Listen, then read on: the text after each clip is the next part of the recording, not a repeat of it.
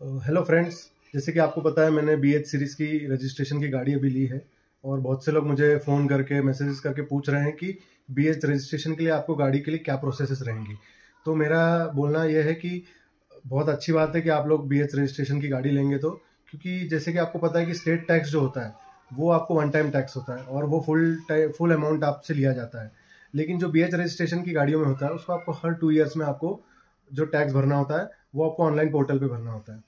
और जो basic processes हैं इसकी, तो मेरा ये बोलना है कि आप अगर आपकी कंपनी अगर 3 से 4 स्टेट में रजिस्टर्ड है तो आप ये प्रोसेस फॉलो कर सकते हैं और अपने HR से अप्रोच कीजिए। एक फॉर्म 60 नामक एक डॉक्यूमेंट है, फॉर्म 60। तो जो ये फॉर्म 60 डॉक्यूमेंट है इसका प्रोसेस ये रहेगा कि आप अपने HR के पास जाइए और अपनी डिटेल्स भरिए, जैसे कि आपका नाम, एम्प्लॉय ID, आपकी कंपनी के डिटेल्स। और HR आपको अपने कंपनी के, जैसे 4 स्टेट में आपकी कंपनी रजिस्टर्ड है तो चारों स्टेट के आपके GST नंबर देगी। वो सारा आपको एक फॉर्म पे विद देयर मेल ID वो आपको साइन ऑफ करके स्टैम्प सील के साथ आपको देगी।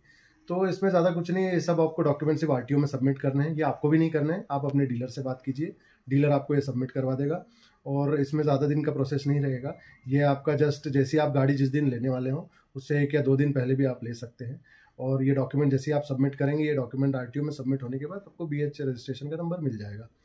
तो मेरा ये मानना है कि जैसे कर्नाटक में बहुत मुश्किल है शायद ये आपको लेने के लिए। जैसे मैं अभी कर्नाटक में आया हूँ और मैं दूसरे स्टेट से आया, तो कर्नाटक में सिर्फ गवर्नमेंट एम्प्लॉयज़ के लिए एप्लीकेबल है। तो गवर्नमेंट, तो जो भी कर्नाटक में रहवासी हैं या जो रह रहे हैं, तो कर्नाटक में प्रोसेस की कोशिश मत कीजिए। अगर आप गवर्नमेंट एम्प्लॉय है तो आप बिल्कुल ले सकते हैं BH सीरीज़ के लिए। लेकिन आप दूसरे स्टेट्स में, मुझे नहीं पता, बहुत बहुत से स्टेट, जैसे मैं मध्य प्रदेश से आया हूँ तो मैंने मध्य प्रदेश में ये अप्लाई किया तो मुझे मिल गई है BH रजिस्ट्रेशन की। तो ये कुछ बेसिक प्रोसेसेस है जो आपको फॉलो करना है। हाँ, तो दोस्तों क्या है, BH रजिस्ट्रेशन की गाड़ी आप लेंगे ना, तो आपको करीबन बहुत सारा पैसा भी आपको इंस्टॉलमेंट में भरना पड़ेगा। जैसे हर 2 साल में आपको टैक्स देना है, तो ज़्यादा नहीं, 20 से 25 हज़ार रुपये इन 2 ईयर्स आपको एप्लीकेबल रहेगा वो। और 10 साल के लिए आप 2-2.5 लाख रुपए से ज़्यादा देंगे नहीं। और इसका बेनिफिट ये भी है BH सीरीज़ का कि अगर आप कभी भी किसी भी मोमेंट में आप अपनी गाड़ी ट्रांसफ़र कराते हैं दूसरे के नाम पे, तो आगे का टैक्स वो सामने वाला देगा। तो क्या होता है, आप जब स्टेट टैक्स भरते हैं तो वन टाइम टैक्स आपको बहुत सारा अमाउंट लेते हैं। आप लोन भी लेना पड़ता है आपको, तो लोन के लिए भी आप अमाउंट ज़्यादा देंगे, उसके ऊपर भी आप और ज़्यादा टैक्सेस भरेंगे और इंटरेस्ट रेट भरेंगे। तो फिर ये चीज़ें अवॉइड करने के लिए BH सीरीज़ अगर आप एप्लीकेबल होते हैं, जो मैंने आपको बताया है, तो उसके हिसाब से आप BH सीरीज़ गाड़ी लीजिए और ये आपके लिए बहुत ही बेनिफिशियल रहेगी।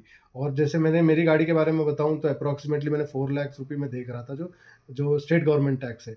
और वही मैं अगर BH सीरीज़ में लेता हूँ तो मैं 10 साल तक करीबन 2-2.5 लाख रुपए तक दे पाऊँगा। तो यही इस चीज़ का बेनिफिट है।